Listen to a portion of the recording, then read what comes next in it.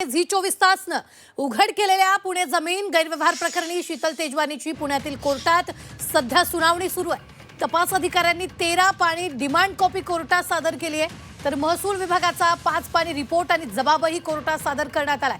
अटक होऊनही तेजवानीचा तोरा कायम असल्याचं दिसून येतंय। ही मोठी बातमी आपण आत्ताच्या क्षणाची पाहतोय। तेजवानीला 14 दिवसांची पोलीस कोठडी द्यावी अशी मागणी असा युक्तिवाद करण्यात आलेला आहे। तपास अधिकाऱ्यांनी कोर्टाला 14 दिवसाच्या कोठडीची मागणी केलेली आहे। गुन्ह्याचं गांभीर्य कोर्टाने लक्षात घ्यावं असाही युक्तिवाद यावेळी करण्यात आलेला आहे। या संदर्भात ताजे अपडेट देत आहेत आपले प्रतिनिधी निलेश खरमरे।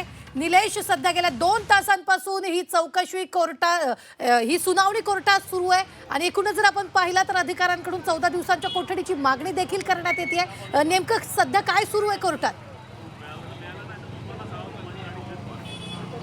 रुबीना, महत्त्वाच्या मुद्द्यावर या ठिकाणी आता सुनावणी जी आहे ती टप्प्यावर आलेली आपल्याला पाहायला मिळतात। खरं तर आता या प्रकरणामध्ये जे तपास अधिकारी आहेत, जे वाघमारे यांनी मोठा खुलासा केलेला आहे, कारण ही जमीन जी आहे ती केंद्र सरकारला लीजवर देण्यात आलेली आहे आणि या सरकारचा या जागेचा व्यवहार त्या चुकीच्या पद्धतीने शीतल तेजवानीने केलेला आहे। मात्र यावर प्रत्युत्तर म्हणून शीतल तेजवानीचे वकील आहेत त्यांनी ही जागा वतनदारांची असल्याचा दावा केलेला आहे। म्हणूनच आम्ही कोर्टात गेलेलो आहे आणि सातत्याने ही जी जागा आहे ती सरकारची नसून ही वतनदारांची आहे असं युक्तिवाद या ठिकाणी करण्यात आलेला आहे। एवढेच नव्हे तर जे तपासी अधिकारी आहेत त्यांनी आता 14 दिवसांची पोलीस कोठडीची मागणी केली आहे, कारण या प्रकरणामध्ये जमिनीचा भाव आणि गांभीर्य पाहून तत्काळ या प्रकरणामध्ये पुढच्या तपासासाठी 14 दिवसांच्या पोलीस कोठडीची मागणी जी आहे ती तपासी अधिकारी वाघमारे यांनी केलेले आहे। महत्त्वाचं म्हणजे आता ही जी सुनावणी आहे आता ही महत्त्वाच्या टप्प्यावर आलेली आहे। 2006 मध्ये शीतल तेजवानींनी जे वतनदार आहेत त्यांच्याकडून ही पावराटीने घेतली होती, मात्र ती मराठीमध्ये होती। काही वेळापूर्वी शीतल तेजवानींच्या वकिलांनी असा दावा केला होता की जे पोलिसांनी नोटीस दिलेलं आहे ते मराठीत दिलेलं आहे, त्यामुळे ती नोटीस मागं घ्यावी। मात्र याला उत्तर देण्यासाठी आता जे तपासी अधिकाऱ्यांनी उत्तर दिलेलं आहे, जर नोटीस मराठीमध्ये असेल तर शीतल तेजवानींनी जी पावराटीने घेतलेली आहे ती मराठीत काय घेतली?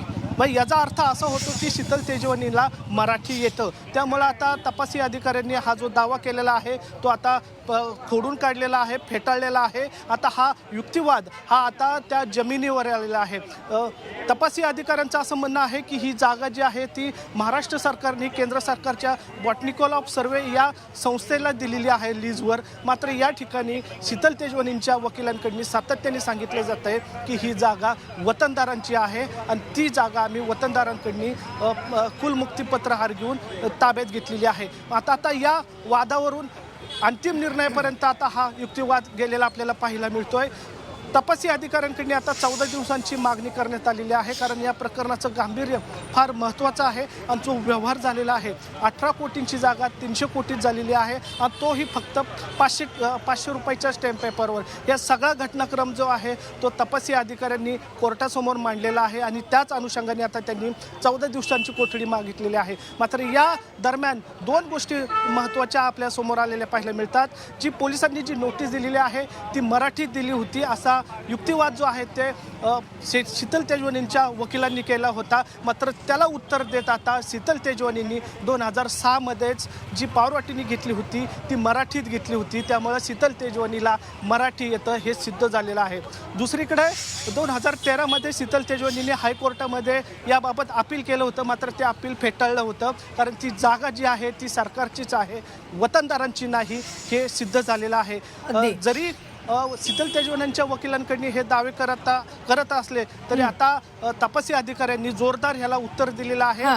शीतल तेजवानींनी जो घोटाळा केलेला आहे या घोटाळ्यामध्ये सरकारची फसवणूक झालेली आहे, हे महत्त्वाचा मुद्दे जे आहेत या ठिकाणी अधोरेखित केलेलं आहे। त्यामुळे या घटनेचा आणि या संपूर्ण प्रकरणाचं गांभीर्य पाहता 14 दिवसांची कोठडीची मागणी या ठिकाणी केलेली आपल्याला पाहायला मिळते। निश्चित धन्यवाद निलेश, ताजे अपडेट देण्यासाठी। आम्ही वेळोवेळी तुमच्याकडून या संदर्भातले ताजे अपडेट घेत राहणार।